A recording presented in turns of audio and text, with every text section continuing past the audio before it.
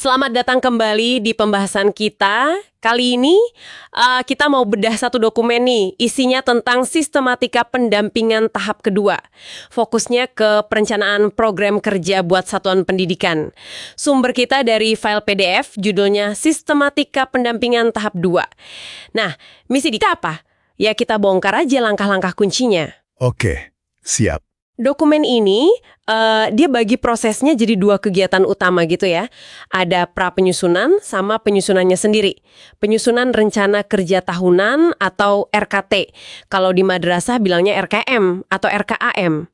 Mari kita mulai dari yang pra-nya dulu. Betul. Nah, yang menarik ya, di tahap pra-penyusunan ini, mulainya itu dari diskusi sama analisis hasil rapor pendidikan. Rapor pendidikan. Iya. Ini jadi dasarnya, fondasinya, untuk apa yang disebut perencanaan berbasis data. Oke, perencanaan berbasis data. Jadi sebelum bikin rencana apapun, lihat data dulu gitu ya intinya. Tepat sekali. Analisis rapor pendidikan ini tujuannya biar perencanaan yang dibuat nanti itu benar-benar pas sama kebutuhan. Sesuai kondisi nyata di sekolah atau madrasah itu. Jadi ini bukan sekedar, formalitas sajalah. Tapi beneran upaya biar rencana kerjanya punya dasar yang kuat gitu. Iya.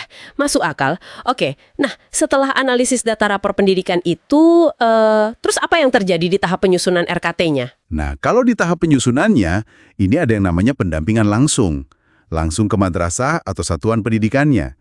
Tujuannya ya buat bantu mereka nyusun dokumen RKT atau RKM itu. Oh, jadi ada bantuan praktis gitu ya pas nulisnya. Terus hasil akhirnya apa nih dari semua proses ini? Outputnya gitu? Hasil utamanya ada dua ya yang disebut di dokumen ini.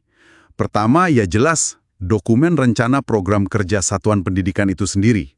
Udah jadi. Kedua ada laporan. Laporan ini isinya proses pendampingannya gimana. Jadi kayak dokumentasi gitu. Laporan pendampingan ya? Iya. Ini nunjukin ada akuntabilitas. Prosesnya jelas. Oh iya, disebut juga ada lampiran. Lampiran apa tuh? Sampel hasil eksplorasi. Mungkin ya isinya contoh-contoh nyata hasil analisis data atau draft rencana yang udah dikerjain bareng-bareng. Oke. Jadi kalau kita rangkum nih ya, proses pendampingan tahap 2 ini kelihatan terstruktur banget. Mulai dari analisis data rapor pendidikan, terus diskusi hasilnya bareng-bareng. Iya. Lalu ada pendampingan aktif pas nyusun rencana kerja tahunannya, RKT atau RKM itu. Betul. Sampai akhirnya jadi dokumen rencana final plus ada laporan prosesnya juga. Persis, proses ini benar-benar nekenin pentingnya perencanaan yang dasarnya data. Itu tadi, perencanaan berbasis data. Plus, ada dukungan sistematis buat sekolah atau madrasah pas bikin rencananya. Jadi bukan cuma soal bikin dokumennya aja. Tapi lebih ke memastikan perencanaan itu relevan, ya kan? Dan bisa beneran jalan, bisa diimplementasikan gitu. ini kayak nunjukin alur kerja yang jelas banget ya buat pengembangan program di institusi pendidikan. Biar lebih terarah gitu mungkin ya. Betul. Dan ini mungkin bisa jadi bahan renungan juga nih buat Anda yang dengerin. Seberapa penting sih fase analisis data itu sebelum Anda mulai merencanakan sesuatu? Entah itu di proyek atau kerjaan Anda sendiri. Wah ya juga ya, pertanyaan menarik. Iya kan? Coba pikirin deh. Gimana pendekatan yang terstruktur kayak gini, yang pakai data dulu, bisa diterapin di luar konteks pendidikan? Ada nggak ya? Jadi pemikiran penutup kita kali ini. Sesuatu untuk Anda eksplorasi sendiri.